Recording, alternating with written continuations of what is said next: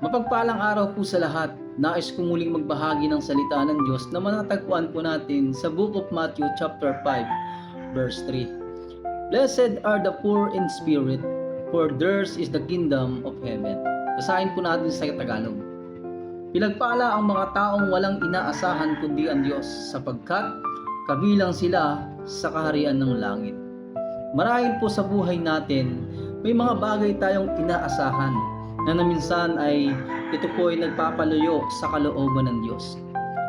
Halimbawa na lang, may mga negosyo tayo, doon tayo umaasa dahil malaki yung kinikita, may mga sasakyan tayo, may mga pera tayo sa bangko,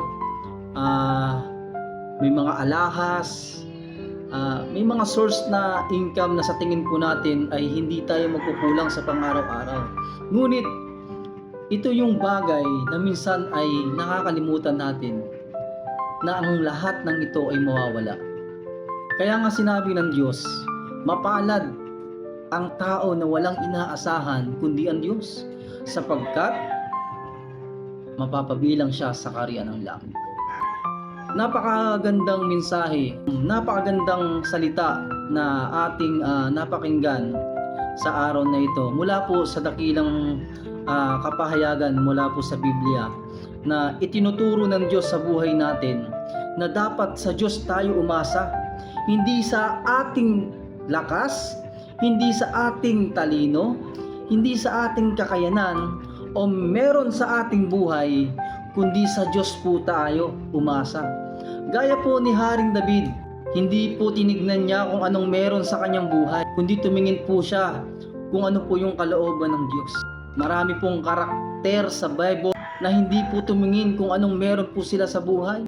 Si Job, napakayaman, pero hindi niya tinignan kung anong meron siya. Naging tapat siya sa Panginoon. Marami pong pinapakita ang Diyos kung ating babasahin mula Old Testament hanggang New Testament, na ang pinaka-point po dito, wala po tayong ibang dapat asahan kundi ang Diyos, sapagkat ang Diyos ang naglikha, naglalang ng anumang bagay dito sa mundo, at ito'y pahiram lamang sa buhay po ng bawat isa po sa atin. Kaya po, lagi po natin tandaan na anumang meron po sa ating buhay, huwag po nating kalimutan na ang Diyos ang nagbigay nito.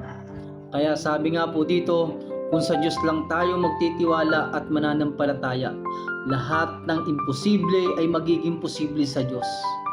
Sa panahon na ito, kung sa panahon na ikaw ay nahihirapan, magtiwala ka pa rin sa Panginoon. Kung sa panahon na ito ay meron kang malubhang karamdaman, magtiwala ka sa Panginoon.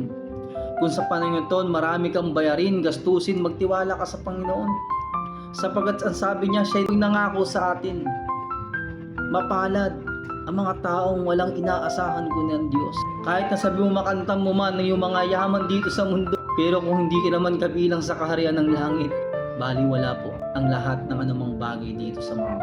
Kaya po sa araw na ito, isang pagkain spiritual po sa ating buhay. At maraming salamat sa mga nanonood ng video kahit hindi po ako marunong magsalita o hindi po ako marunong magpahayag ng salita ng Diyos.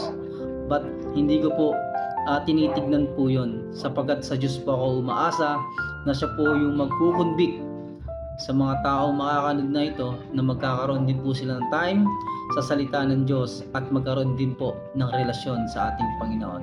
Maraming salamat po, and God bless us all.